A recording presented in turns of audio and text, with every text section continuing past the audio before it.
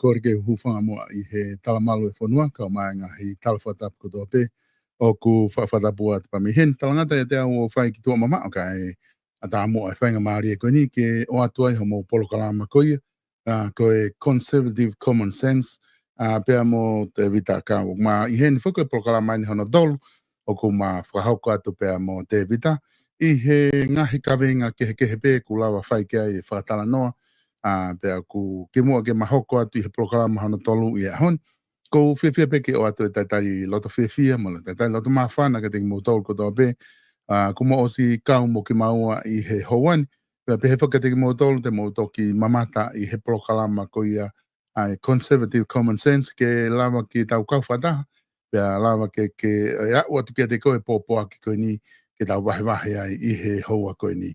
I he taim tatau pe o ko fia ke taitai lere David ki he polokalama i ahoni. He David mau tau mau e ahoni pea malo i ngau e pea mi Amerikan. Ko ilo i koe. Ko ilo i pea ha taimi si e ngau hena David. Ang mau fefe hake ki he hoan. So ki mua pa hoko ate taki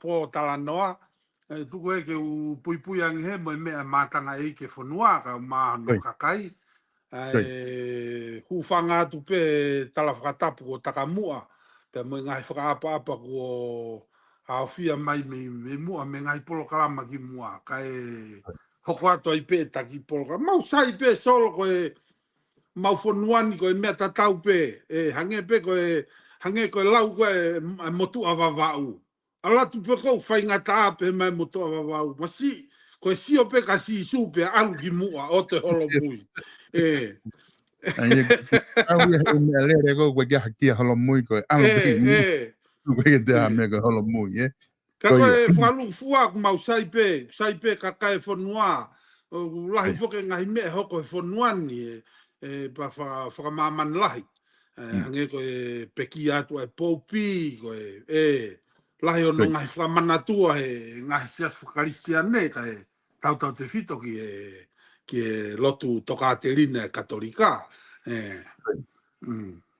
ko ku ha ko to fa ngai me ko ko si foki na tatala noa i he faunga ko ia o pure anga po faunga pure na ta si no me da foi programa ho ta ko si ka ko loto a honi ki taki nga unu me ai ki he ka venga ta ko nga te ta o sai fu ke ta polo kalama ta wa solo he ko hinga fu ke ta polo kalama solo ko common sense he ai ko hinga ko common sense solo o ka pati ki fatonga o ke ta wa solo mo pepa mo pen eu ki imagino kalanoa ai ko ta polo kalama tawa solo ko common sense ko me pe no foi fra kau alu hake me loto pe o ku me ke afe ko to ape ki ha me alere ki lere ta ai pe ngai me te tatalanoa tawa solo ki ai mahalo he kai ke fulo ko lere ia ka ni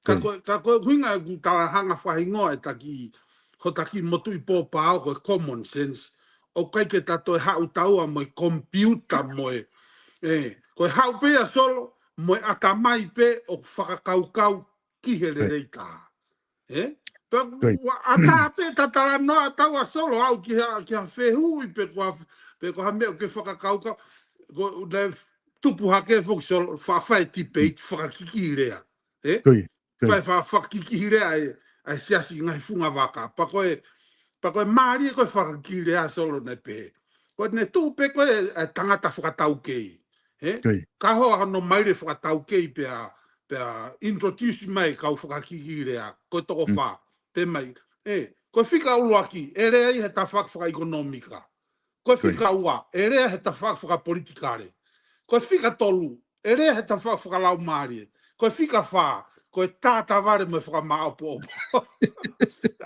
aia solo o ko taua ia solo ko fika fa taua o ko ngai ia solo ko tanoa ia i kai ko alu pe ki ngai mea fekau aki pe moharere ko ke tato e taua ke hato e tafaaki ko fika fa taua ia solo ko alu pe ki mea pe kurere mo aunga ko me ni ko whakakau ke taki ngā unu ki ai. Ai whakatala noa ki he Minister Polisi i wholauna ne whai ki Hong Kong. Ko whakau ko ni ko whakataha ia ki ngahi mea whakalaka ko ngau whakakompiuta ai kana nau nofo nau tau he ta whaaki ko titi solo intelligence. Ai na nau nofo ki hono whakahoko ko wha i ngā ue i he mau ko anga ngā ue ko whai pia hono whakahoko ko wha i ngā ue ke ai o whakatatau ai mea ki hono ngau ko computer ki anga no whalere tau behe ki awe ki he ako mga mea behe Kana no fa e ta fa aki ko e pa fa do bunga e fa kau ke tanga unu mai mo e ko nga ko ai fo ke me ko artificial intelligence o pe he to la ai i mala ko e ako o ku ta la ki fai fo nga u e ko ia kono fa polo kala ma e tanga e poto ko tangata fa hu ia ke computer pe la vale ke ta nga u e ke ai ke nga mea ki nga me ko no fai ke tala no ke fa digital intelligence ai ko first step fika why ko step la ki fo kono fai ko artificial AI he da fa no pe ko AI ka ko nga fo ko nge fo o ai nga fo ilea o me o ngo fe nga i be mo kakai fo no ka ko nge fo o e tala no ki ai pa ko hinga ko loto ke o mai ai ke o atu ke te koe ke whakatala noa i he ta whaaki koe ni. O koe ki ngau e o ko whakahoko mau pe, koe whawhai koe maari ko alo mau o whaitā. Whaitā koe ni hono live ke sia kakai, ka ko mau o whaitā la i ata. O whaitā i koe whangi la i ata, pa mau maari ama moia o whakahu ki he polokalama, o mau hanga rewa o whakarerei e whai ata, i he la i ata ko toa pe. Ka paka whi ata e tolungi au. Ko te ngā ua ke whi ata taha ki he taha. Ko ngā koe whonga na mau ngau maheni aki. E tai mo hake mai koe AI. Ko maile na toki whi polokalama. O ta mai ke mau ngau aki ko whakahu pe whi tolungi au ki ai. O minit pe ia fia ni ma bebe fia pe. Ne hanga pe ngā ua ia ke whi tolungi au whi taim pe ta. Ko atu pe aku e mea he ko mau taim ko mau ki unu ai ko i he whainga mea pe he ki he AI.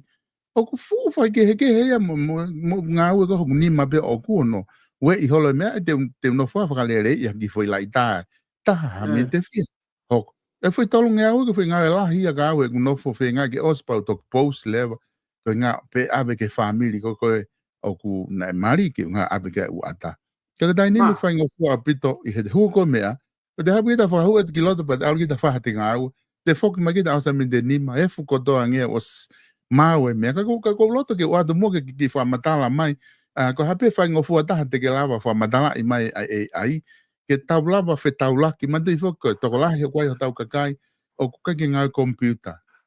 Manatu be ke whanki motu i hapai mo wawa, mo nimo. O kukai ke mau ngau kompiuta mando me wawa o he whanki ot motu, o ku whai ake pe poto i he te tupu hake mo ngai mea te whai, ka ke taki i whakatau ke i mo ai ta whaaki koe ni, i he ilo pe ke ilo lahi apito ki he ta whaaki koe ni o e artificial intelligence. Masi solo. O koe foi ri mai koe nā, ne ongo ko foi loi solo ka e lau koe mo tu hapai. Masi malo po e foi loi o mo re rei koe ia. Kai kia solo.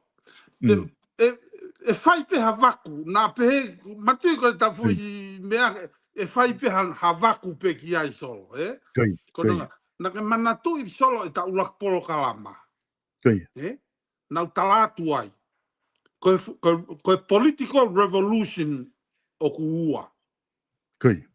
Ulu aki koe artificial intelligence. Nau talatu pe ta ulak polo kalama. Kono ua koe transparent. Aia koe bipartisan ai ongo whaahi e ua. Ka lava o mai e rei ki mua ke kakai. Ana ku ke whai, ku ke broadcast on your own. Pai ke toi whaka, sio ke tau atai nā, so kai ke toi whaka ngongo ko kata. Ke pure i mai koe e free seti. Aia koe, it's a political movement.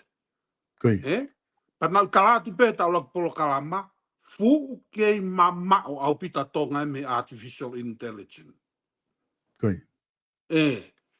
Koe transparent nia ani ko tau whai, hawe ngo whaahi, bipartisan, akui ki re rei whakaluku fua. Neo ngai pe hala ho tui, hala ho mau hala. We come together ke oange ai monu ia mai kakai whanua. And that's, manatu e fui whaiva solo na hau mako valu ngofulu, valu koe times against machine.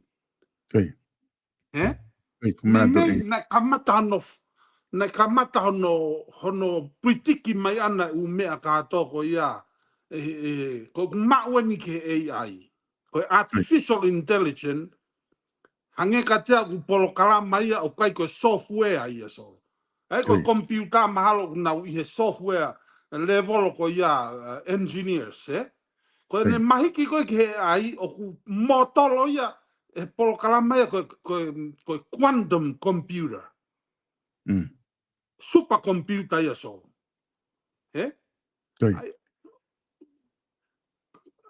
Famore me solo o kai ke ilo ia pe ko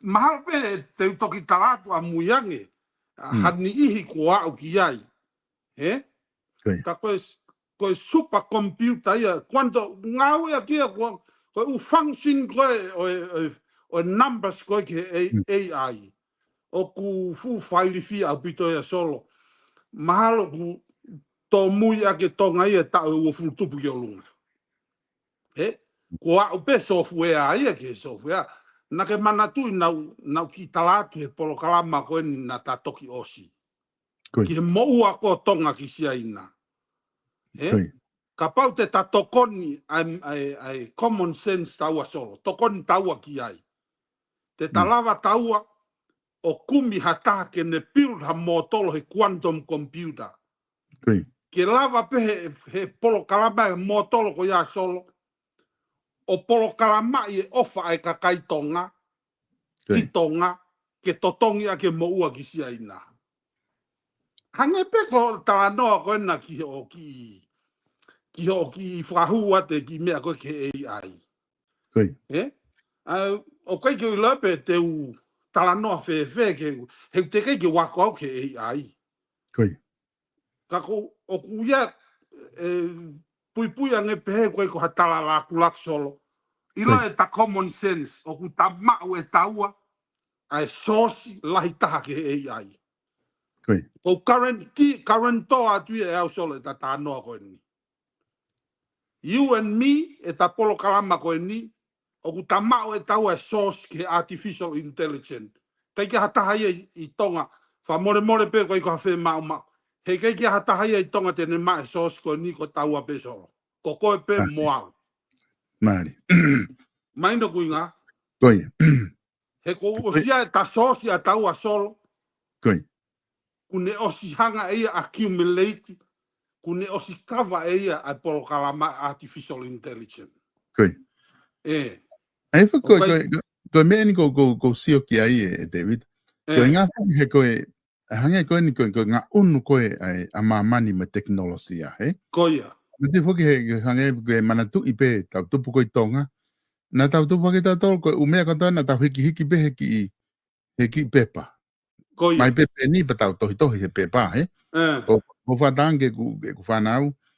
Na ke manatu na o se kolisiang na de ke hak telefonia. Na de ke manatu ya na bina hak telefoni pe gai.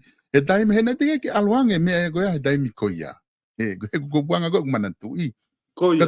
Ka ko hinga foki ko tai ni mi foki. Ko nga unwa mamania ki he AI. Ngai me alahi ko pate tau si o pe he kukolo.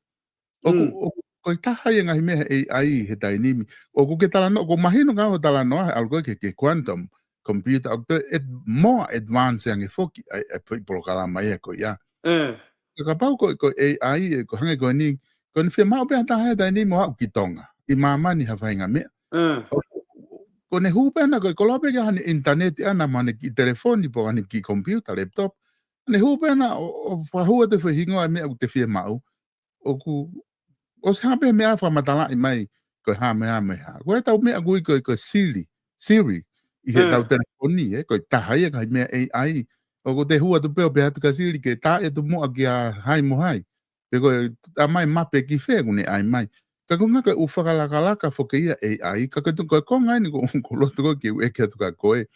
E ko mahino ko ke nofo ko hena pe hang ko lau, o ku ta mau e tau more advanced e ta whaaki ko ia. Ka ko ilo i beau ia uhinga wha matala ko i ngā he koe ko whoha o ku ihe fo i ta whaaki tonu ko ia, o kune o mai, tene lava o mai u mea ko toa ko ia, ke tau wako mea i mo tau sio kia i tonga.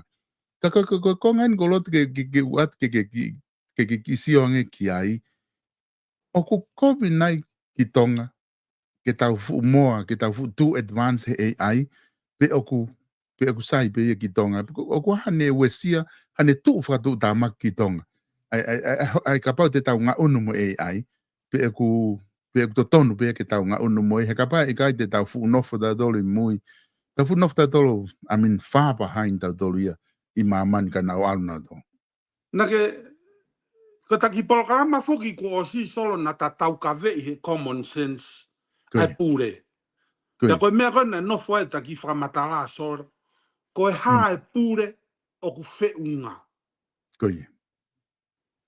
o ku ki mai e la pa ke tau al mo te mokalati ka kwa u asenita e te mokati mo full democratic o ku palaku ia ke fonua hange ko wokeism he ko u asenita ia ko ia solo e palaku au pito ia ki hono compare ke tanofo ko asenita ko woke ia failivia ia solo ani ko feinga ko na Donald Trump ke to o woke ai ngai polo karama ko ia to au pito ki tu me konistu tone fonua au pe papeni au pito Trump mu hangi ko ne peni ko ne a transgender kono tafa ko ki tamasi I hu fanga fratapu ke hoko ko ki fe fine pe ngo fuareva ke ki tamasi ia ko ia ke ki fe fine ko ia ke vai ngai he sipoti ko a kai fe fine ai ko woke nisimi so pe ha ko ki tamasi ia nengo ko osi lili uia ko ki fe fine solo ka ko common sense o ku ke sino I tangata pepe uivi tangata mo hormones ko tangata pe ha uia ko fuhu pe mo ki fe fine masi solo faka o famone ki fe fine ia ai ko ume aia o democratica kato pe ko ume taha o establishment ko ki pure ko ni a republican pe ko pure anga motua a tautolu o ku ai pe mono kanata pou taua solo ko ha me a fe unga o ko pe au solo ko tari ko ki artificial intelligence po foi fe hui tatau pe solo e fe unga a tonga ke tau alu ke artificial intelligence ko iai nai hakakai ko osi teu mei tonga he ko kutuien ke artificial intelligence solo ka pau e run fra politikare pe kawat mo artificial intelligence ki ai solo o mai ha sitsen tonga to tongi he pure anga ha toko nima mei tonga pe na wo mai o ave katoa whatever it takes is necessary ke lava osi ke na mau e mea ko to apefe ka mo artificial intelligence to tongi he pure anga ngai university kon MIT ko fe fua pe engineering ko I American ai ko nau topu he artificial intelligence pe nau foki atu leva ki tonga he kui kai ko polo kalama pe ia so ko pau ke fa o konistu tone he ki chips ko na tatala no he ta polo kalama ko osi ai ko ki chips ko ia fa o ai culture ko fonua u information data ka to ko ni ko a tonga he culture fa o ye ki chips ko anga e tanofo e tatau hi vaha fa o mo he chips ko konistu tone ko e fonua pe ka pa u pese fa ngeau fa o mo konistu tone he chips solo hange pe ko talanoa ko foi fehui e fe unga nai a tonga ke tau kaka ki ai ka pau tau tō mui a ke tau e wanoa. Pe ka pau o feunga o kai ke utui au solo o totonu ke o atu ha chips me ha toe fonua ki tonga. Koi. Koi. He o atu chips ia ko e fonua o na ke manatu I solo e tata anoa ka ni ko osi ke tau whakatalatala tonga me sia ina. Koi. we are in very dangerous situation right now in Tonga. He ko hinga he compete ya sia ina ia mo American he artificial intelligence. He pea koe mea koe na ta talanoa na ta poupou koe ki Tonga. Oua te moutari e mea ofa. Tari noa ia mea ofa koe Tolchen Horse. O hange pea solo koe whakakaukau koe ni ke chips. He koe o atu koe chips koe mei muri. O atu aki pea whakakaukau whakamuri. Moe mea ke advance ya muri. Koe. He kei ke lava ia advance aki a Tonga aki ofa whanua pe moe umea ko ia solo. Koe. Aia ko anga ia whakakaukau solo. Yes, of course. Ko no moni fok solo, we can do either way. We can run without artificial intelligence. And we can run with artificial intelligence. Ka koe mea ko tau sio ki ai, ki sio angea Tonga ki he tau koe ni manoa ka hoko mai. Koe. Pe monuka e whanua, pe ikai ke monuka e whanua. He koe times against machine solo, koe mea enu whakaofo ia he artificial intelligence. Koe sia bilionea na ne toki invested ni mangiau biliona i Amerikano. He? Koe. He kune si prove ia e lava he artificial intelligence ia o whai e mea whakawhaito o laka nge he tangata. Aia koe u koa veri uia artificial intelligence o toton ke tau tui ki ai. He? Ke hanga he artificial intelligence o whaito e kanisa. O au ia ke tuunga solo o ke ilo e tafa he whanua muri koe ni Amerikani. He? O kai ke toi tafa ia he tangata. Ko ne aloa tupe misini ia, whairewa he artificial intelligence ia misini. He ko si hanga he teitaia ko whakahu ki loto ki artificial intelligence, kune o si hanga ia tala e kansa. Ko mea pe misini whai kono to e kansa. Ke heia mo tau tangata, mo searching, ke alate searching o whainga whaunga, ke toki tafa mai, tafa e koe a searching mahalo toko valu. Ko aloa tu koe artificial intelligence, aia ko tari ko whehu i solo. Of course, we can do it in Tonga. Kai whakamore pure angake o mai hani ihi ke teu i mei muri, ke na wato whai ngā ue. Tangata Tonga pe, whine Tonga. O atu ha whakakaukau muri, ke hateita mei muri. Hateita mei muri. Ke mono he chips ko ia, ke ne whai ngā ue i Tonga. He ku māmio atu pe hange, koe niko whatatak sia ina, We can do China. Ka koe influence ko sia ina i māmanisio, toki haka Amerikan o kai ke tō mui. Ka toki haka Amerikan ko o si ngau sia ina ia, se ke platform ko sia ina, a CCP. Ke now take over superpower me Amerika. Da koe fu mea lahi tahe au hoko mea mautolu he geopolitical movement ko a māman lahi. He ko sia ina foki nau poupou nau tolu ke globalism. Ke mea whakatoko lahi. Hu mai kona Amerika Donald Trump ia, hawa Donald Trump ia teke a sia ina ki tua au kai ke whia mau ia ke globalism Amerikan. Teke i mai Trump ia whakakaukau fo au koe nationalism. Ke nofo pe Amerika o siofu pe Amerika. Uruaki ia, aia koe asia ni tā solo i he campaigni koe Trump, koe America First. Koe whakakaukau tātau ia solo o atu au koe ki Tonga. Ko Tonga, kai ke utui au to tonu ke unu rewa Tonga ke globalism. Foki mā Tonga ia ke nationalism. Tonga first. Aia ko kuanga i kutui, to tonu ke foki mā Tonga ia, o raki mua Tonga. He ka pau te tau unu tau tolu solo ke globalism. Sio ange ko tau reng ke geopolitical landscape whakamamani.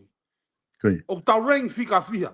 Mahalo ko karentia solo ko tonga o ku reng whakamuimuitaha i e geopolitical landscape a mamani. Taka paure te tau alu ke globalism. Tala mai ange koe haho tau inas whakamaman lai. Pui ange pehe mo whakatapu. Koe momona koe o whakamaman lahi. E hiko pea Amerika siaina mo ngai whonua lalahi. Britania sia mane. Koe hae toe ngā o e monu ia whakamaman lahi. Ko ia te ta inasi ai. Pakapai atu o se monu ia whakamaman lahi e ngai whonua lalahi. Tu takei whakaao whai pesolo au mai ke aon. Aia kono hiki koa tonga. Hiki koa tonga o kou pou au solo. Ki asenita tatau pe koe nationalism. O mua a tonga ki kakai tonga. Pe tau ngā ue pe tau tole whonua. Pakapai alua tu ku whiunga artificial intelligence ke hua tu ki tonga ke whakapuri. Koe whatanga i solo, siu te kei ke ia haka Tesla ia i tonga. Ai koe Tesla o su kamata rani he artificial intelligence. Ko heka pe au koe ke he kaa solo, pa ke koloi, he ko si hai e Google Map ia ke Tesla. Ko tai pe au ho tua sila, pa ke holomui mai koe, olomi ia te oi awe si ana lātu, pa ke holomui mai koe fo haki ho sea, kai hanga he artificial intelligence o ave koe ke feit ko destination. Ta e toi whakauri. Pa ke loka pe koe ho ka he kes. Koe ala tuka artificial intelligence solo. O ko skenia e teitai e mama, koe hae waha i hala teke aluai, koe hae teke o whao kātoa i artificial intelligence. Aia, o te kei kia kāpehe ia i tonga solo. Sio ke whakapuna solo. Ko si teu ai motolo ia e Boeing, a American. Ke hu mai ia, koe foi heka koe pailate mo kou pailate ke wapuna. Kai te hana mea nai whai. Ko na foi whakafofonga pe anaua ke make sure o ia human beings i he waka. Koe puna, ngai fu commercial, o te kai ke approve ke hu mai artificial intelligence ke commercial airplane. Ka kapau e hu mai kia solo. Ko heka pe ki loto, hange koe lau, lomi ia to sio to loto ko feo whaaki, pa te teu sio pe ki hoto kau mea. Teu. Maro kuinga pe solo ki whakakau. O ku maria pito, te vita ai whatala noa koe ngā whoki. Koe, os mahino pe i hene tu he tainimi, koe AI, koe whahinga poto, koe whahinga intelligence ai tangata, o ku tau whakahu ke AI. Ke nau whai a ke whai ngāu, ke whahu ke ngai misini, computer mo umea koe ia, pa teknolosia, ke nau perform e whai whatongia, o ku wha perform he tangata. Perform to the best. To the best, koe. Aia, e ai pe a nihia nau whakaukau ke whakahu ai COVID, ke chips koe o AI. Koe. Pa perform pe AI ia ki he COVID koe nau whakahu ki loto. O ki mahino kui ngā solo, Mahino a bito. Aia ko ku tāno kana, ta tāno fuki wike ko si solo ki he chips koe ai wise man. Koe. Koe wise man, koe chipisia a Sihova, a kalaisi. Koe. Koe kautaha koe na Elon Musk. O kui koe Neuralink. Koe. O si whai e research ia Elon Musk, ke ave chips o toi tohe uto o tangata mo ui. Koe. O ai he uto, ai ui koe Neuralink. Ko toi fu whairifia ea toi tō atu solo. He koe whakakau solo, ke lava e tangata, se ke aluka AI, lava e tangata o au ki he parandite koko Mars.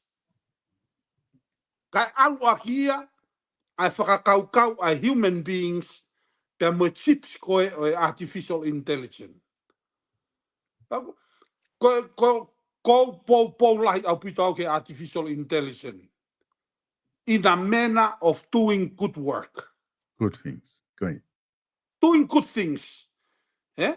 Lava tokoni ki e tautolu tangata, tokoni ki ngahi mea kotoa pe, ko ngahi mea rei mo whaka ofa.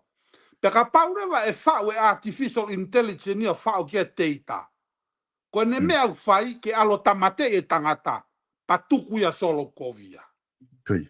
Ke konga mahu inga fokia ai konga ko ke tala noa. Kei pako tu ko toko lahi ai kakai akolere mo mama o kunau tala noa he whakau tatau. Koia. O kumaka tuunga ai whatongia e whai he AI me he whahinga intelligence ko e whakahu ki ai. Me teita. Me teita. E he teita ko whakahu ki ai ka pa e whakahu e teita ia o whakatau mua ki ha mea ke lelei ki he mamani pe ko kakai whanua e sai. Whakapai whakahu e teita ia ka teita ia ko whihala ki ko e whakau. He karewa ke tau ita tau o kusai e AI. Solo ko whakakau ia solo. Koi. He kai there is no way ka whau e tau peheko si aina. Ka pilde si aina hane kautau. E toko taha miliona. Pea whao kia e chips o talakia nautolu ko mou enemy Amerika, Australia, New Zealand, mo ngai whanua kominiweri. Solo, can you stop that? It's gonna be a big problem i he political landscape whakamamani. He hau peki AI ia o kai ke toe awhi ia. Ko ne mission ana, ko destroy the democracy. That's his mission. Pa lava pehe Communist Party ia.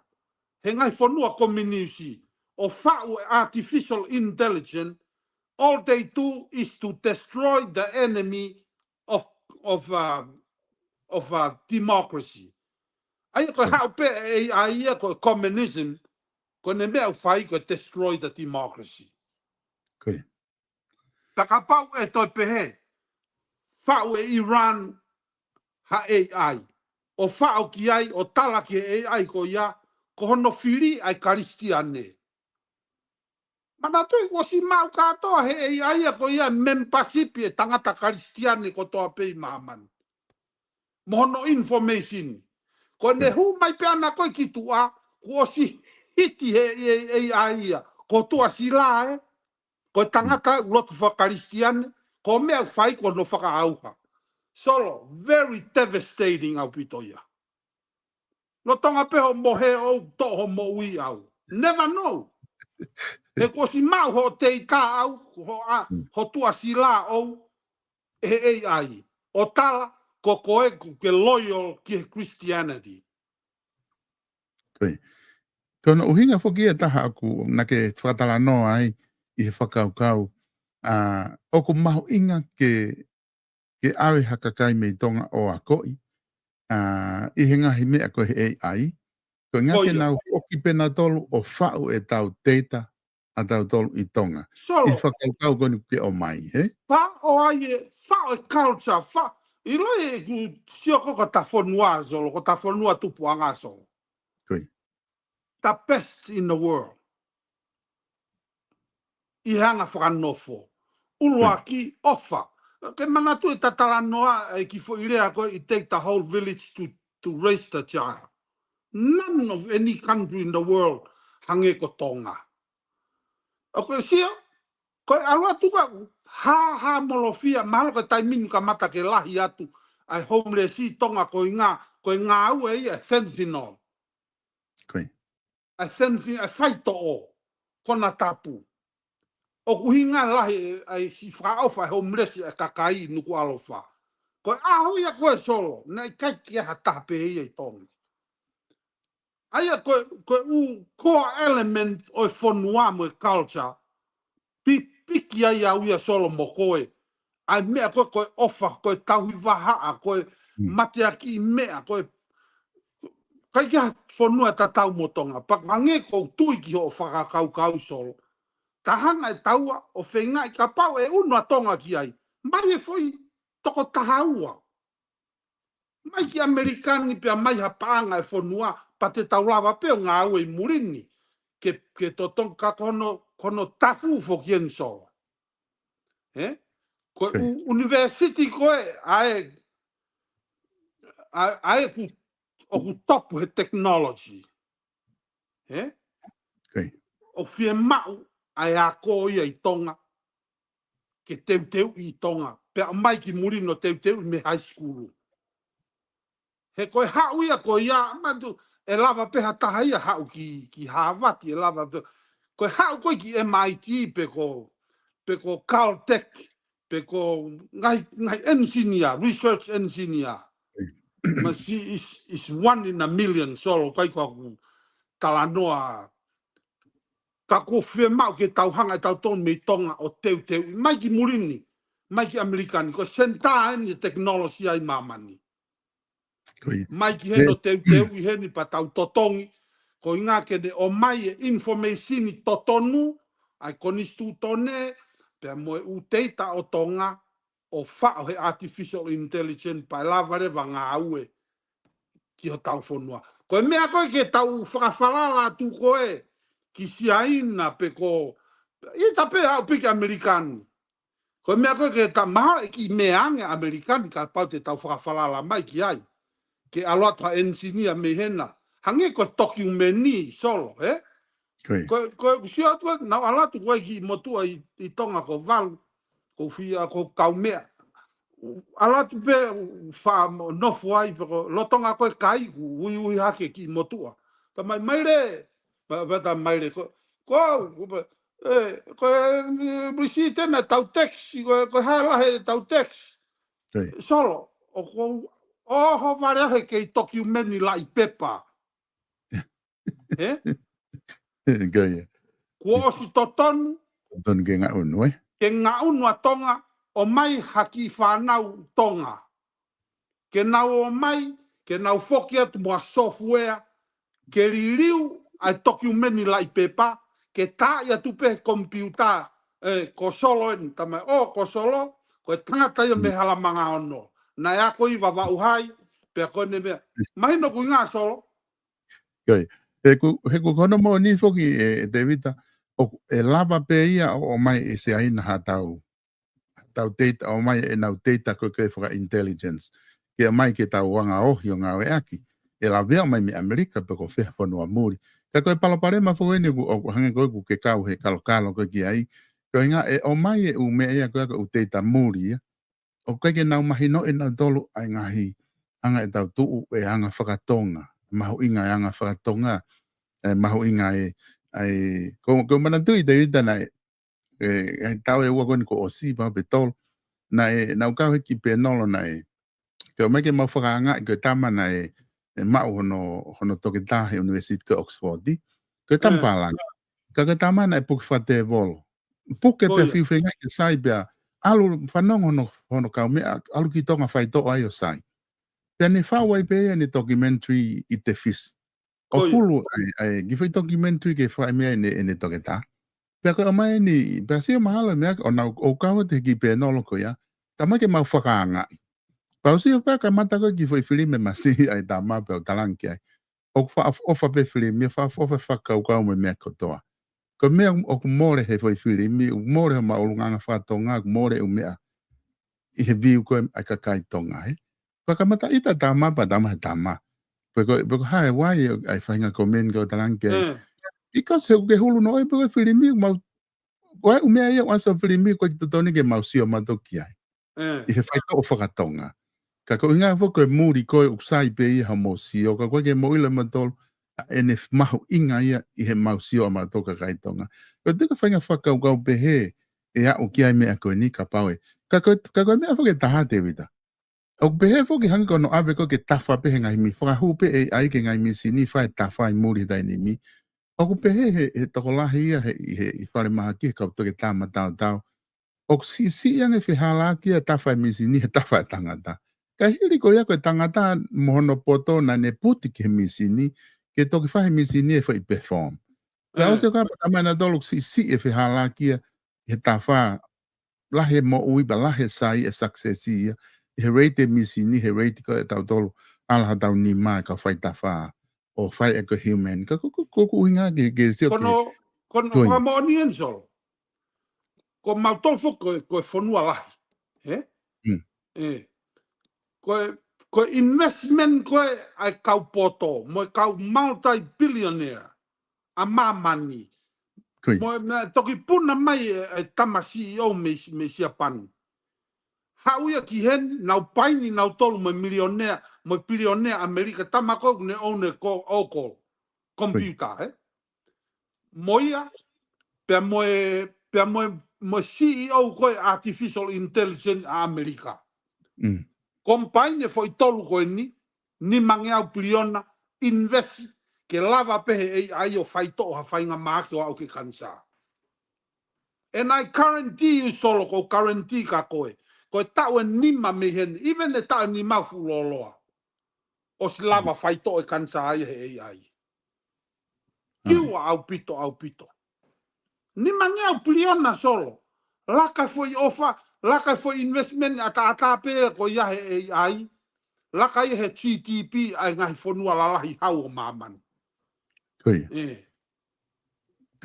ko ngane taha o fehu i pa be ni he ni lo toni kuna fehu i mai he ta polo kalama koia o fai mana vasi i a human being ka pau alu e tau posko ni ai halafononga ko artificial intelligence AI o ave ki ai ngai poto e tangata ke ni fai e performs but hange alu mamania ki fai nga mamania o e robot mo ui whaka robot he koe mea koto pahi mi sin.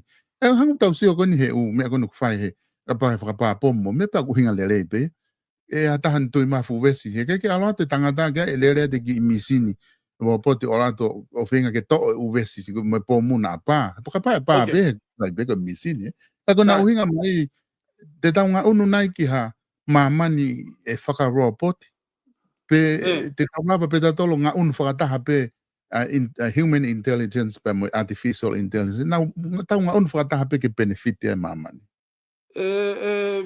sol fa more pe hu fanga pe fata pu pe pui ange pe mo vakai ai matanga fonua na ngari ku ya fa inga fa matala me te au e ngari tala laku pe santungua pe ngari fie me aki fanong e kakai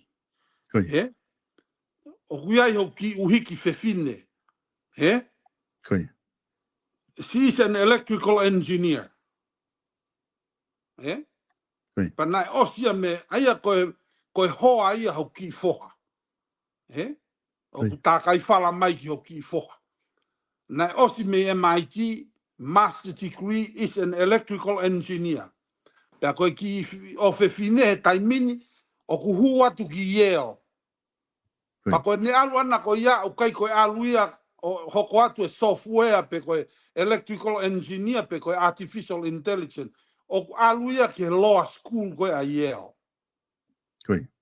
Koe ne hu koe ki ai ke tari aki ho fehui. O aluia ako lao ki hono regulate koe o artificial intelligence. Ai aluia ako lao ke hau he koe artificial intelligence o huai hono lao ona. Ke lao i ai mea tene whai. Aia ke lao i ai teita koe e whao ki hono ata mai. Ke oua na whao ha teita o ku kovi pia whatu tāmaki pia whehangahangai mo mo ui a tangata. A humanity. O ki maino kui ngā so, ai ku whewi, ha mea ku ako ai ki artificial intelligence pia te aluia ako lao. Ko uhinga ne ako lao, he aluia ai hono lao o naia ke konistu tone koe a Amerika. Aia kua pau ke pāsi e lao ko toa pe o AI, pia me Supreme Court, pe koe pāsi me Palestini, pāsi me Senatoa, pāsi me Congress Amerika, pia toku ngofua ke hu e teita ko ia ki ata mai o AI. He ka pau e whau e AI ia pe a wha noa ia pe. Solo, tau whatu tāmaki au pito tau tolu. Ai ko hinga ki kihi ko Amerika, ke iai halao o e teita koe o whao ke atamai o AI. Ko inga ka lava AI o ngā ue ke mission koe o talange ki ai. hange pe ko ta misiona ko me si hova solo. He? Te ko ke ta ha ko ki mamani ta lange si hova. Michael ke si hova. Si hova avea ta solo ke si alo tupu mei pe mei rei matua pa kai ke ngata ni ai hoko ko lahi ta ki whanau ko ia he ko solo ia ku lahi ange peho ene ofa i ni ko i lalo. O ke si ke solo.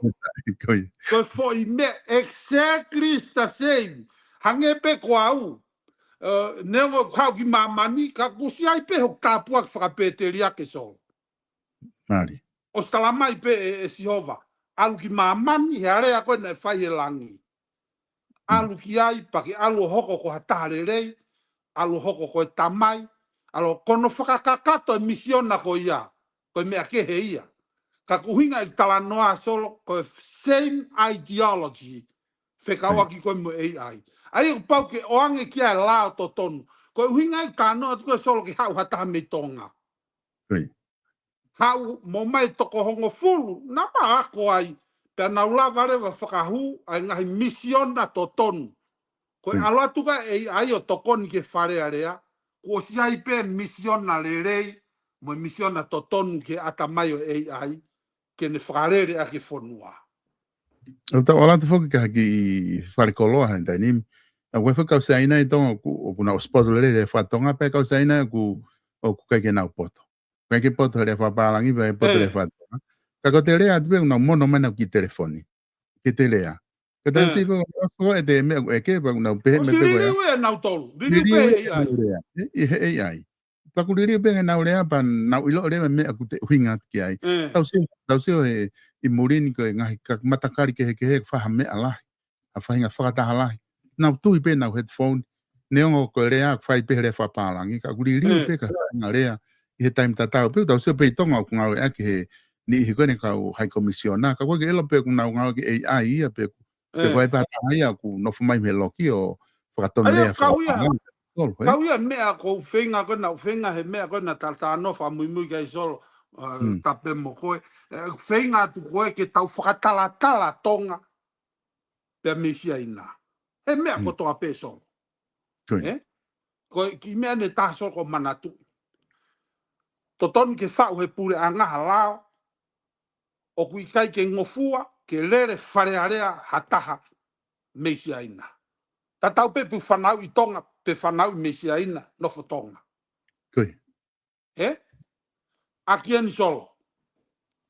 Ka pau na whanonga ki whamatala e tokon paremia. Na pe tokon paremia. O ku ngari laulanu. Ko e whehui na o hake he ki motua. Whekawa ki pia mo ekonomika ko a tonga. He monopolize market sia ina ia tonga.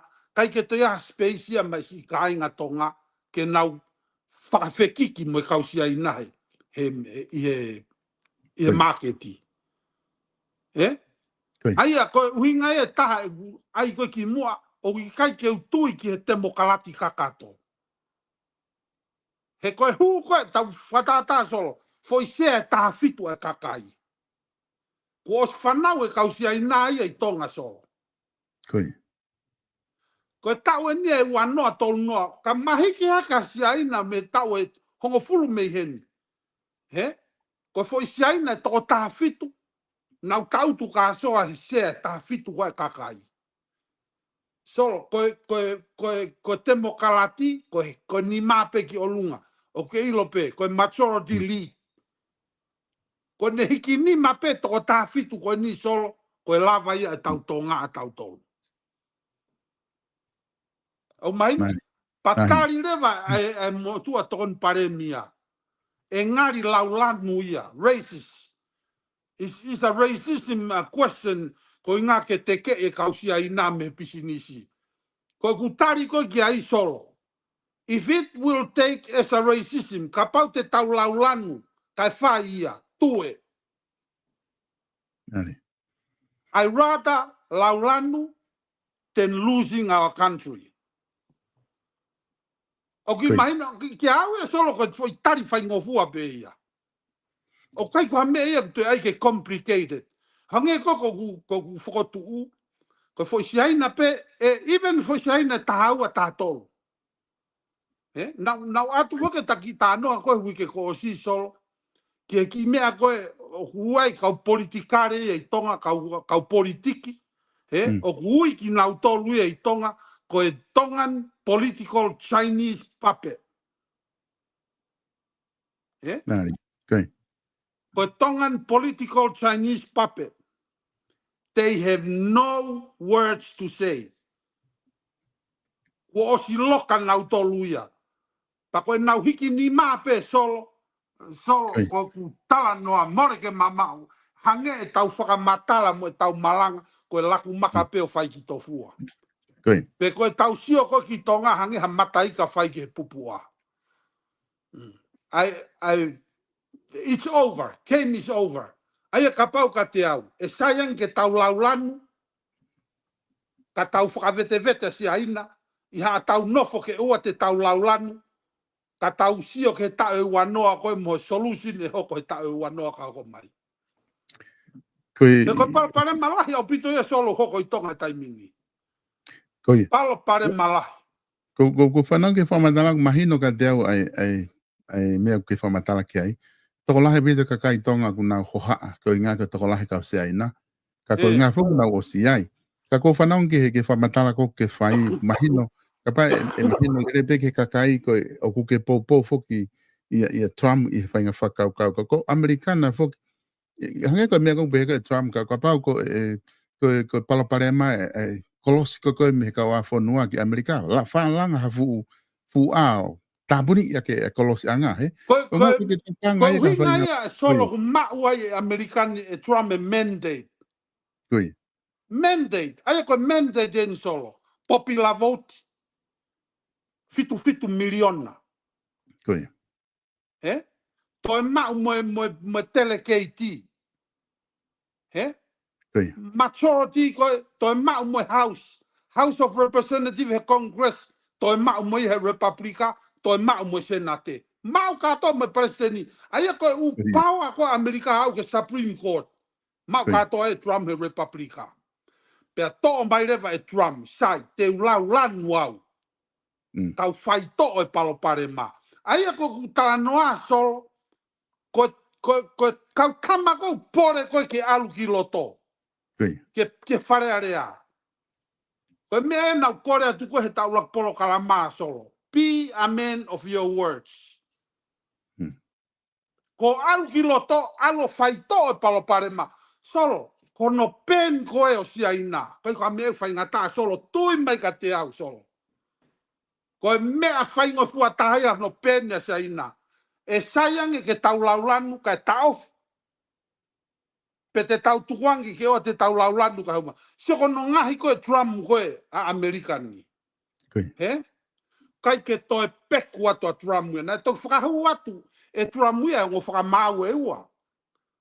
O whakamau te mokalati e ua. Loka atu he FBI o whaaku prison. I kata hange ko kulau. O toton ke whakafoki mai ai tui ki loto. Hataha kuiai hano loto. O whawhonua ke ne tauwhi e paraparema koe ni. He koe, sio koe paraparema ni mo ua ato ngā solo. A ekonomika koe e whonua. Koe tatanoa koe ke AI. Hanga he AI o ngāhi e kakai e whonua. Mantui, koe mea muri AI ia. Aloa te telefonia, me media, katoa e social media. Iti koe whakakaukau muri ia e kakai muri. Sika ne tamate i koa tonga. He kutoa he media ia, ai hou e valu. Ho mo ui he aho kotoa pe. Pake talamai ange ka pau na lava he hou e valu ko iau, ai peha fo i hou e taha he media. Kai hanga tangata mo e whewhine tonga ke ngā ue i tōkanga mo wharehanga. O kua ue nea ke alu koe ki tōkanga mo wharehanga, o ku iai pe mo e media ia ai solo. Aia o mai e tonga ia ai umea muri o tamate sai sio ke palpare mane tau ekonomika ai ko tau ki kihi ai siaina ke pehe ke puke siaina ma e nau koloa ko sila no faito ila i solo tahanga e tau sio ke foi fai to ko ni ko ai common sense a solo moti e pehenia tonga holoki made in China he tuaki fo made in China o kulahi pe ma cheap fe ke tao fe made in China kai pe frasi okay le made in the USA o quality ia ka mamafa holoki moia aya holoki taufi made in China taufi made in the USA hanga taua solo ai platform asenita for a common sense made in the friendly island of Tonga ulu aki kai ke totongi ko to pe kere kono wa o kai ke to whakamore taimi a solo pe kono tolu o whakatau ki muri. He ko se mai solo au talata ekonomika Tonga. Na matano mo ki motua bene fa yako yau. Ki motua ko na pure ko he university ko Tonga. Ki motua o masaso paunga. Ko fu halanga variku. Na hawa masaso kien pe ma ki fainga maari ma po talanoa. O manofo yapi wi ke taha ma talano tama masaso oiga masaso ko ha GDP ko Tonga tama masaso ti tolungia ni manoa ki he whangia milion na he tau. Koe panga katoa koe pesetia hivanoa ki he hivani mai. Koe ofa ata pia e kakai Tonga koe mei muri ki Tonga. Siongi keiso. Monu ia Tonga ia oku o mai e kakai ia kei fu pesete tolungia ni manoa milion na he tau. Koe tāna kia ofa e kakai Tonga pe koe mei muri koe ki Tonga. Aia ko ui au solo e ofa ko ia, o kai ko GDP ia, o kai ko gross domestic product ia. Te ui pe ia e au koe paanga loi. He kono ui ngā he o atu e ki Tonga, so koe palopare maentong e solo. Wha more. Koe palopare ma koe o fu paanga ko ia pe huu ki fe, o ku whao katoa ia he panke ko asia ina. Koe. Koe alua tupe koe e ofa, moho ofa solo ki Tonga. O kui kai ke hanga o toton, hanga tonu pe mea taua ki he kulo. O mahina e kuhinga. Pa koe kulo ko ia, o kai ko ha kulo ia a Tonga. Koe fu kulo ia si aina. Koe iloi te ta, mako ta programa hoko, o goloto ke ta alu ke ta unu ke ta whakawha ekonomika e te wit. Okay. Ko tu ko ka veinga ia mahu inga au pita moia ke whamatala i hoa ko ngā ke lawa mahino le ki ke tau ka inga. O kai e whakaukau e ua heni. Hange ko mea kana aku nā ko ata ne nai ki o ko whakakaukau ia o kuai ka pae sa vea e kakai Tonga. Pe kuna uloto ke aha kausa ina whare koloa ko e mau lai ta haide na utamai i kai. Nga koe whake mea whakapalpare mau ta hoka ta tolo. Ko Trump whaki Amerikana ko one of the most powerful men ia i mamani i whainga mea pe. I he paanga, i he iwi whakapaanga, i he iwi whakaha kautau ma hafua. Is very powerful, but then love hanga ko na whai ko e he purang whatahataha. Ko mo e climate change. Ko ni kai ko ke tui ki ai ba te mau taos te mau to'o ko ke ama Trump ki ai because he can survive America without any country ko pare ma fo da tolu Tonga ba ko mahino be mena tari ko pare mia ma tokon pare mia ko ia o ku ai si o ta wivi papaanga ivi i whainga mea pe ko tari te ko o da saini ki ai ta fa mo oni ai ko pau ke tau whai tonu mo tau ki tari te ko ia. Ka pau te tau whakahoko ha mea a ken se tari te ko ia. Ka pen tau tolu, ka to'o tau tolu me ai. O koe ke ilo pe ko whee mea te tau wau ki ai i he tuunga kone ku tau ia he ahoni. I he taimi ta tau pe ko mea whika ua koko loto ke o atu. Na eke ki he minister policy a whehu koe ni i he press conference. Koe hae ai tau mua hono tari kabineti ai ke tau katonga i tau te ani manoa ke tau konstitutone Paka taha ne whakamatala nā ku mahuinga ia whanonga ke konga kana ne pehe. Koe ngai whanua o ku dependent, o ku nau whakawhalala ke toko ni muri, pika uloa ki ko tū walo, pika ua ko tonga. Koe ki tau lava mo ui bea tau tolu, o tau whakawhalala ki ngai whanua i muri. Mōni beo pe mai kakai koe, mi ko everything tau whakatawa wharekoloi New Zealand, Australia, America, o kei mao pea made in China ai, without ngai mea koe. Ka mea konga koe na mai koe he ministana ne pehe. Ka pote tau ka veinga aki, e tau whamanate koni stuto ne, ke tau whao hatonga, he kai ke tau te depend tau tol hawhanua.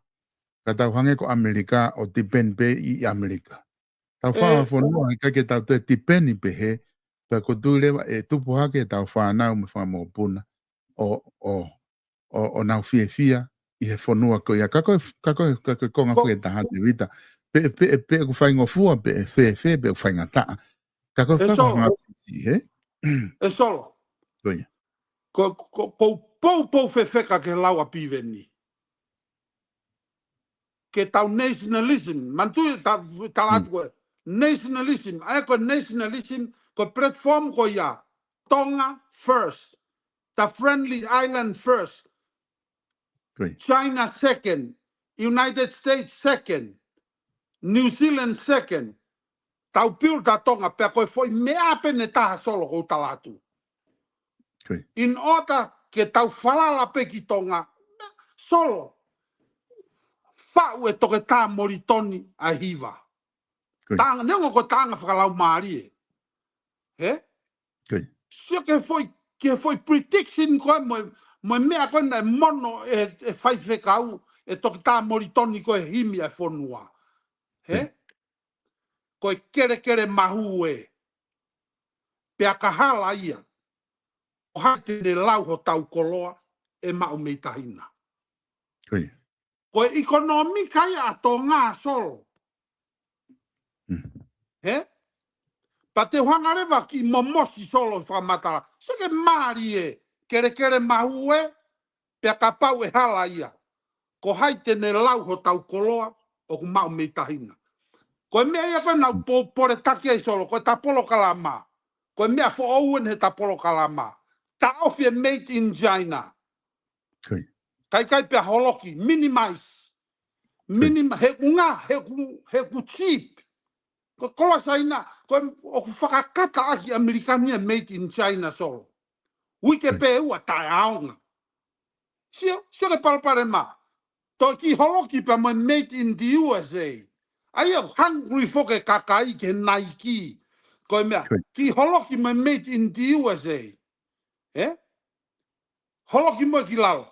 Kai teke i hake a nationalism made in the friendly island of Tonga.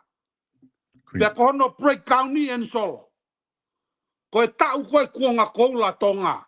Na ke tupu hake ho tamai solo ko ilope koe tangata ngā au ho tamai. Siaine. Whao siaine. Koe niu. Koe vanila he lolo ahlai valu. Moe funga whonua.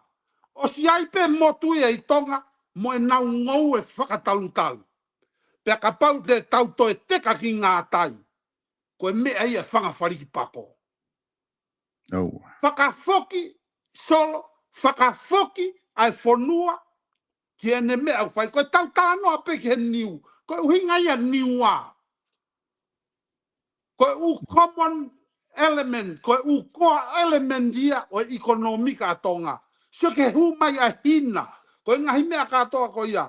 Koe mea ia kui koe solo, koe made in the friendly island. Koe pale maa solo. Koe whengutu takai holo ai kau whakafofonga wharea rea. Kou saia whakai a piveni solo, koe ne loto lahi. Ai e whengutu koe, ai whengutu holo koe i he wharea rea. Hau ki muri o ngutu i e kau muri.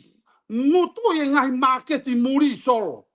Ai hoto ngutu poto, ke te ngutu ia ke maketi siapani. Toi whakawa, ngutu i mai a nusila, toi whakawa mai mua ke hua te niu. Kai tō niu e kakai. Sike, kou ka whahe research tonga solo ngou koi tonga. Ila te hopo koi malai whakapuna solo. Ko te rere ko ia o kusafa pe me malai whakapuna tau ki nuku alofa. Ko tupu hake hihifo na kei pure whakawahe mo tua ko ngase o tu kolo. Si solo. Mea koe ngou mapuni pe me whahefa tau ki pa si e mui whanua aia. He koe whanua ko toa pei tonga mono kere o sia no tala ofa whakalangi ona. Hange ko mautolu. Ko te fie kai manioke. Ko tala pe kume manioke. Kumi pe manioke me whahefa utulau houma. Manioke houma, manioke whahefa vātu.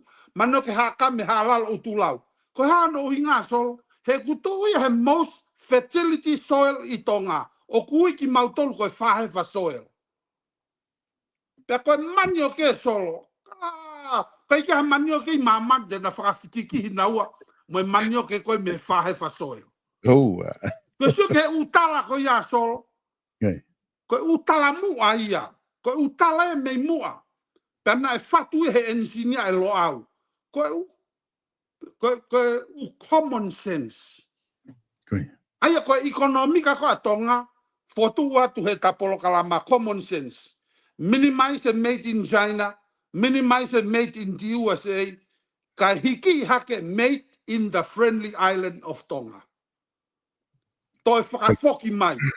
Kuanga ko kunsalo te ana mo ia e tango matua solo. Ho tangata iki mo tangata. Ngowe kai ke niu aki. So ke tai mini masi whakaofa mon. Ko alatu. Na alatu he tau ene. Ki mua pehe wafe pe toi COVID. Alatu ki whahefa. Peo ki tō atu ki uta masi sola. Taki mai meongo ki ila mutu. Maurue ki uta. Koe mea koe na maheni he sio ai solo. Koe mania ke koe uta solo i he api koe teawe ua. Koe mania ke koe na tō he taimi koe ku foki atu. Lahiange mala e pika polo i he mania ke solo.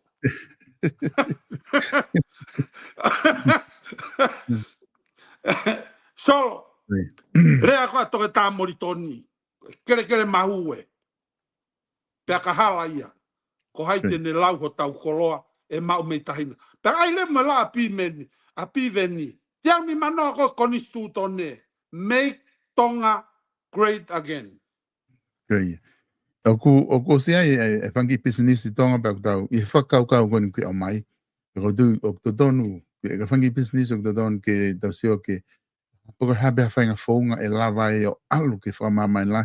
Na e taha hoa e kau minista. Minista na e wholau mai hene mau whiloaki heni. Pea ne hanga o mai ko koa e ki whahina lolo e ua. Ki whahina pe ku keko hafu hina lolo. Hina o singahi whalerei ki he aiko o whatau ki muri e. O te pamu i pe ki me lolo. Ko lolo tui. Ko whau he whiwhine ko ngahi a business gani whiwhine ko Yvette Kudenpel. Koia.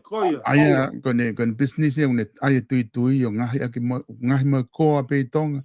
Ngahi me lolo ko ni pa mangau e aki. Ko lolo nam lelei pe tolong pe ke ka ko tanka ku osi ki hina ko do kwa whenga ki tong ke whenga ki mai ka ko uinga o kuea ngahi mea ku osi ai whangi business i Tonga. Neongo o kei o kai ko hafu ngahi business la ki ange ka business ka osi ai na. Ka ko osi kamata hono whai Tonga. Ko ngahi mea ton ki whatoka ngai. O kangepe ko kulau solo. Ko futongia ni manoa miliona me muri solo. Masi solo. Ko panga lahi whakauria. Kau ke ilo ne aluko mate solo. He kuhanga tonu pe mi Amerika. Mo nusila mo asleria ki he kulo. O tonu ki hanga tonu ate fupanga ngā ue koe ni. Ke hoko koe GDP a Tonga. Ke ua alu ke he kulo. Kai alu ki uta, pea toki uta ki he kulo. O ki mahino kuinga, sio ka whai ke ia solo. Ko ne alu atu pe tolu ngau ni manoa, ki he wharesi aina, ki he moa, pe koe sipi, ki he kulo. Kau totonu ke alu atu e me iai ki he vanilla. Vanilla ki he whare panga vanilla. Toki panga me iai ki he kulo. Koia. Ai o totonu ke whakakau lewa he pure anga, ke foi liri u koni ka pa e lava, e koni stu tone ta o te anu manoa. Whakatu ha whanki research ke ako e kaureka, research he ako. Ke nau ako hono ngahi ai manioke ke hoko koe chips. Yeah. Ke nau ako ke ngahi ai ika ke hoko ko hakapaika. Ke iai ha usino i koa element factory ko inga ke ua aluatu e tau ofa a GDP ke hanga tonu pe miai ke he kulo he kone alu koe ke he kulo o kai ke koe kulo tonga neo o tau mau mea tokoni me iai ka koe kulo i asia ina ia so Koia. Se ko fisi e wai nau whare ngai ka paika nau tō. O ke lo kuhinga so aia toton ke koe ngahi ako ki whakasisi e ai ako whakaata mai he ku wala maa e tamai ki ia solo. Ai ki ako ki uta. Solo, te whaosia ki upolo kalama mea ko ni solo. E koe lope ko ose ta taimika ku maafana ta potanoa. Ko fihia tonga he ako whakapilitania. Ko taimi ke liliu e ako whakapilitania ke tau ako whaka-Amerika i tonga. Sio ke ako whakapilitania solo, koe walama ape. Pakapau he kai ke walama o kai ke asisai koe. Ilo Amerika, koe ako i Amerika o kai ke walama, o wala uri Amerika he nau ako. He te whamatala i rewa solo, ko Industrial Revolution. Aia ko ki motu Amerika tō tolu. Ko Andrew Carnegie, ko ia nane fuafua ilo kono ngahi skila. Uka mea. Andrew Carnegie, Rockefeller, ko Trilo e lolo. Ko lolo. Pea mo JP Morgan, ko tānak pānga panke. Ilo tō tolu ko ni solo, nakai ke nau wako nau tolu. He? Kau tama wala uri ia. Ko e ako whaka-Amerika ia solo. Ko fihia tonga i he ako whaka-Britania, he suti mo wala maa mo he kesi, hiriange ko ia ko i ke hame e he kulo. Ok, ilo e ako koe Amerika, o kui e ako i Amerika koe blue collar workers. Ai e mea koe na tatala noa koe he taulak tānoa solo. Koe pupuha ia, kai kai maa. O kai koe wala maa mo e pae pae. He? Aia koe ako, mo soki Amerikani solo, koe fu top billionaire koe hongo fulu a mamani. He? Fu kakai ensinia ngā ue ka atoa ia. Nau innovate e nau tolu e mea whaka ngā ue, o kai ke hatama ia ai, na e loea. O kai ke hatama, aia ko pehe au ia ko tonga, o tau fihia tau tolu hea ko whapritania, ai wala maape.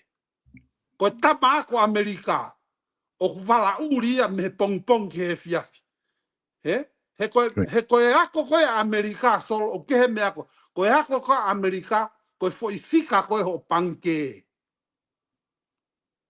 O kai koe foi fika ia koe solution ia ako whaka Amerika. O kui kai ko matai tohi, ko foi fika koe panke. Wai ki tama ngā tiko veve ia he ni solo. O kune meike ia vai ua miliona he tau. Hiko veve. Ko ne mea whai ko hiko ngahi waste meta koe ngahi hiko veve so. Laka ia he tamako pitania. Aia koe anga ia e ta poupou a taua solo me ta polo kalama. Ko ilo peo ko osi ta taimi. Toton ke whakatalatala atu e tonga. Ai whainga atamai me mentalati ko ia. He ke sio ke ngau e kausia nau whai. Te ke he kausia ina e kautonga ke nau nofo hange hatu i. To live like a king. Ko e kaipe mo e mohe. Which is okay. Ka kono tamate ia sia ina tonga. Nau hanga whakakuihe kakai ke nau teke ke nau live like a king. Ka kosia i peho tau tu i toton ke nofo whakatu i pe ia. Ka tau aia ke tau tu e poto whaka Amerika. Pupuha ia he aho kotoa pe. E kouti... Kai solo whafoki a te taimi kia koe. O ku mahuinga pito e whatala noa koe ni ku ke whai. Ka pāte ta sio ki he statistika koe a koe tonga wha o hake. hu ki klas taha toko tolu afe. Ko ke form fitu ko toko no ngea pepe around here around ko o form fitu. Ko tu ko toenga ko me ai me no ngea wi no ona tolo ako loki ako. Ko foi toenga ko me ai ko tu ko me ton ke fa malohia. Ko si ai pe tong han ko fokololo me fitu.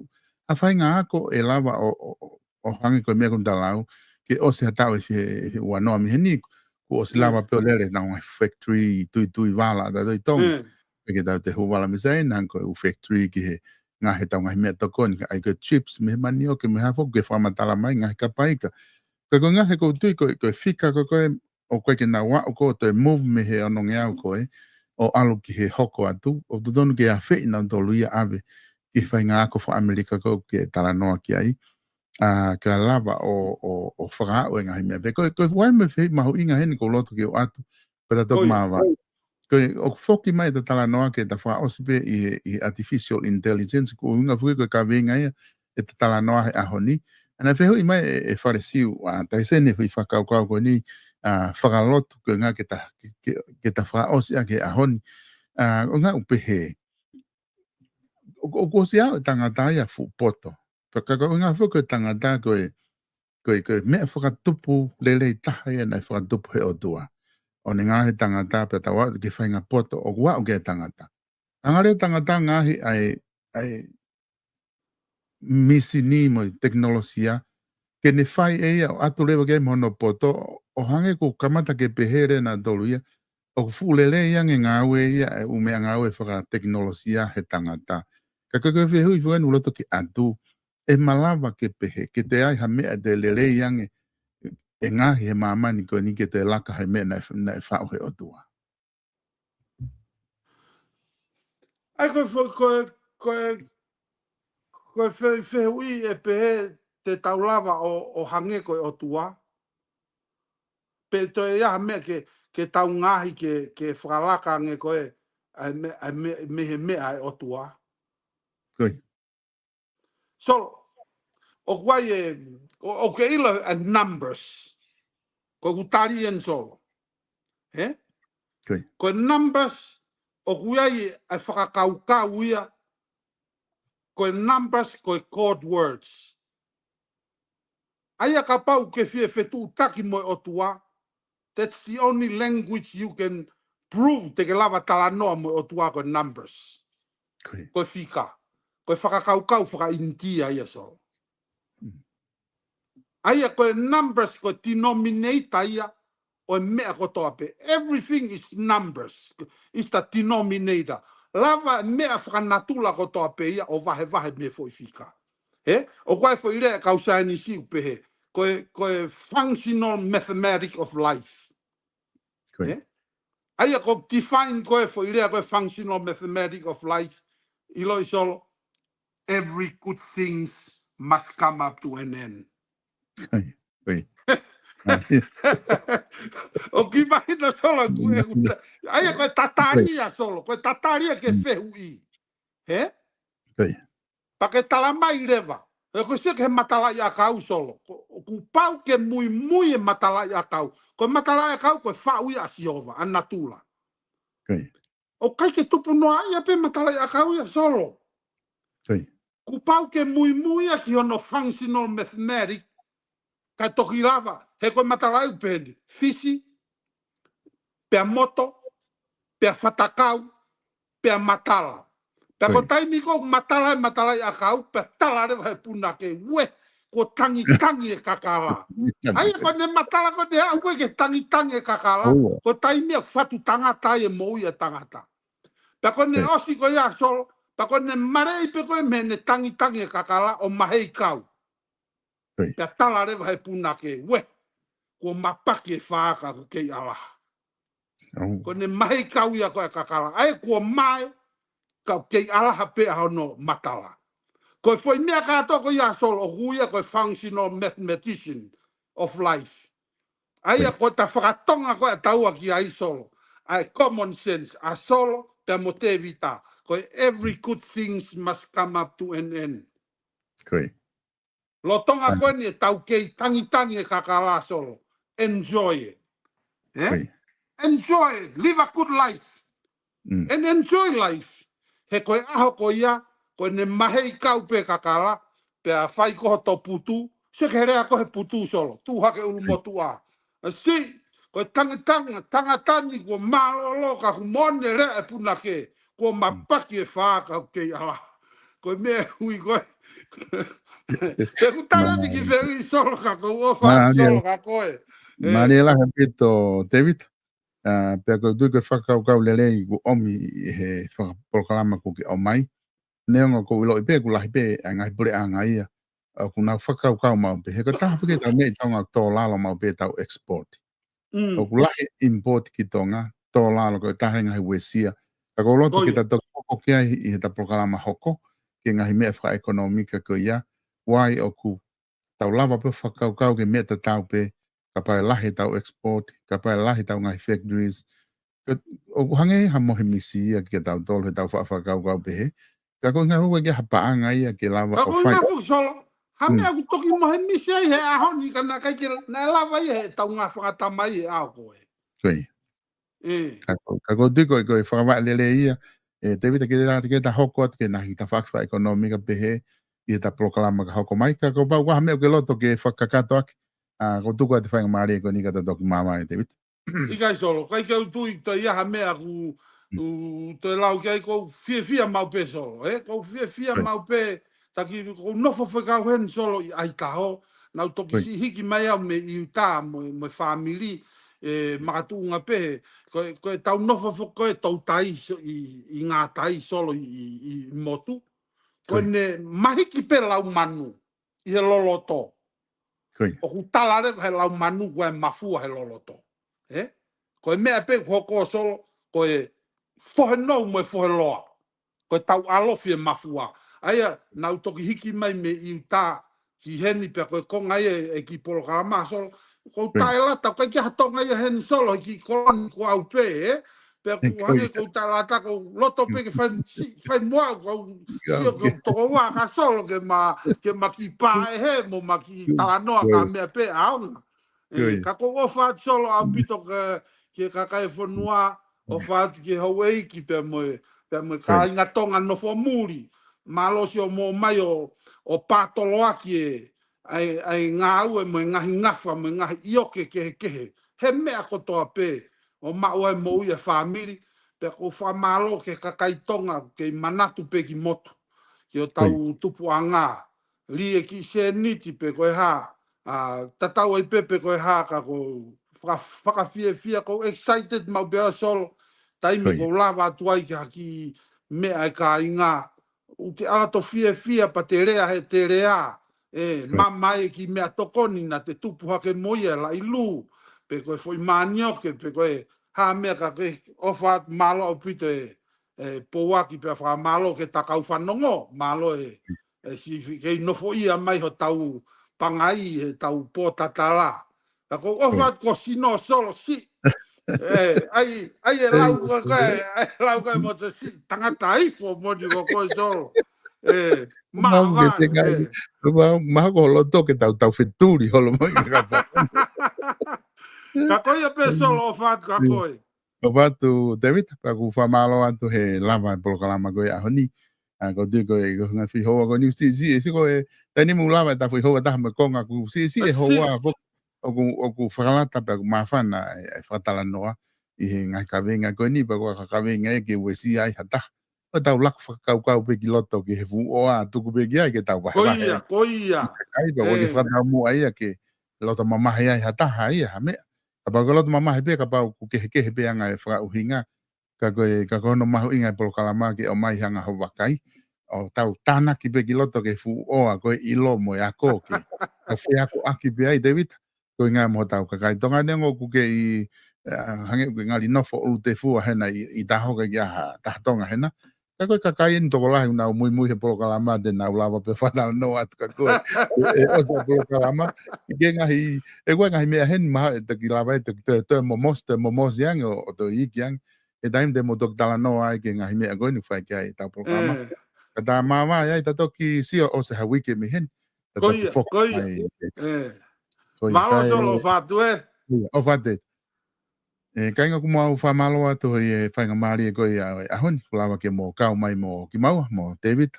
A pia ke te au i he polokalama koe o e conservative common sense, ngawe ai atamai le rei i he ngahi mea koe whahoko, a pia ku te mataki whoki mai osi hawi ke mihen, ka kuma whamalo lahi atu ke tingi mo dolu ho mo popo, mo kau mai i lotoni ke tau kau whadaha i he polokalama, ma kore whamori mori atu pe ka pa waha ngahi mea koe ke whiunga, pe toke ke heanga tau wakai ki ai, ka koloa pe atu e wakai pe mo e sio ki ai, te vita i he tawhaki ko i ma polokalama common sense. Ka tau toki hoko atu o se hawike miheni wha malo lahi pe ki a David i hono sponsor ne polokalamani lawa ke tau wahe wahe ai pe moia i ngai whakau kau koe ni o lawa ke i hoko atu. Ka mou me a tau toki whelongo aki i he polokalama ka hoko mai.